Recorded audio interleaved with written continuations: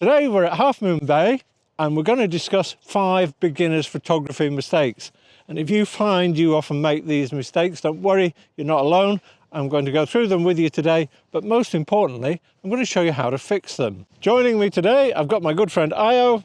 He's just got his first actually Sony camera, and he's come along to get some tips himself. One of the biggest mistakes you can make is getting the subject out of focus. What you haven't realized is your camera's focused on something else. Now, the usual reason for that is it's picking up something in your background. Now, what we're going to do is take a picture of the sculpture with Io in front. But what I want is Io in focus and the sculpture in the background that can be out of focus. I'm going to show you what your camera might do wrong. For example, it can very likely pick up on the sculpture and that'll be in focus, and then your subject in the foreground will be out of focus. It's a very simple fix for this, and that's to choose the right focus point. So normally your camera will focus perhaps on an area. You have a choice of options like zone, center, and so on. For this, you're going to need to choose spot focus, and then you can focus a point right on the face of the person you want in focus, or whatever it is you're photographing. The key thing is to have your point of focus right on the very subject. That way you'll get everything in focus. I'll show you what happens with both. So here's a shot that is out of focus because it's focused on the background.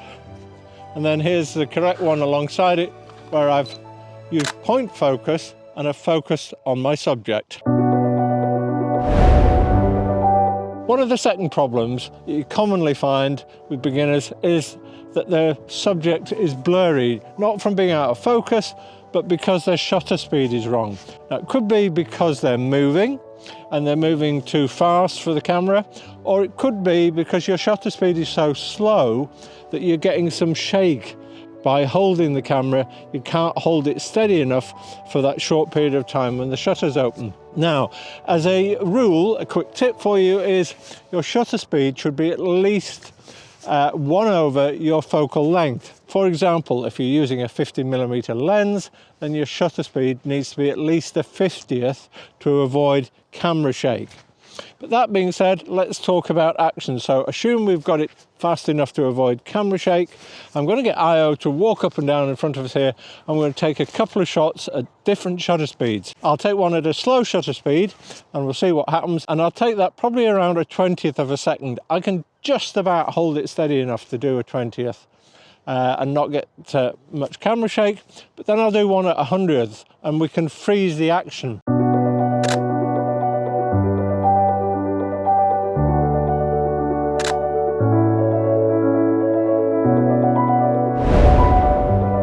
One of the other common mistakes we make is getting the exposure wrong, and particularly on days like today, we've got bright sunlight, things like that, so it can fool your camera, and some of your image might be in darkness, some of it will be in brightness, and the exposure is all wrong.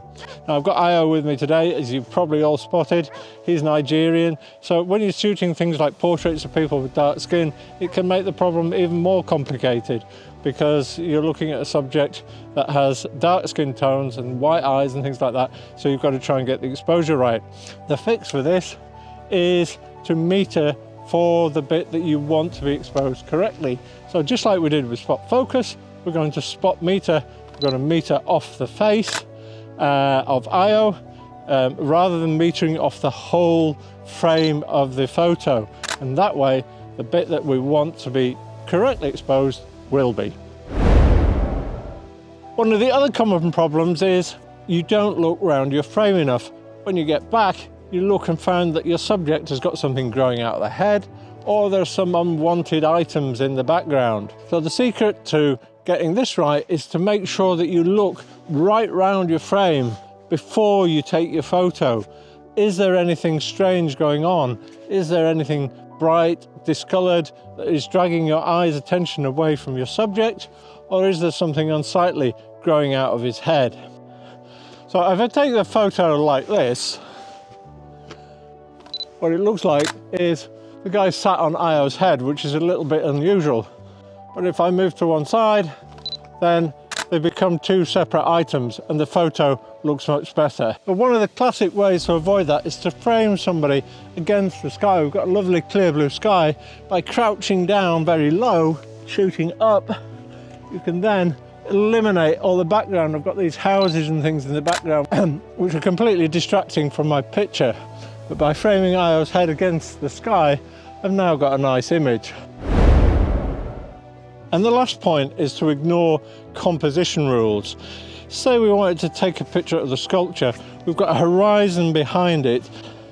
If you position it halfway up, you'll see it doesn't look as interesting as if I put the horizon a third of the way down. And that's using the rule of thirds. That's just one of the composition rules. Now there's lots of different composition rules which you need to take your time to learn. I have a separate video about several of them. I'll leave a link to a playlist which will help you with those. If I now position the two men in the sculpture on points of a third as well, you can see that improves our photo straight away. So don't ignore the rules of composition. It is okay to break them sometimes, but be careful when you do it. So that's it, folks. That's 5 beginners' mistakes and how to fix them. Hope you found that useful.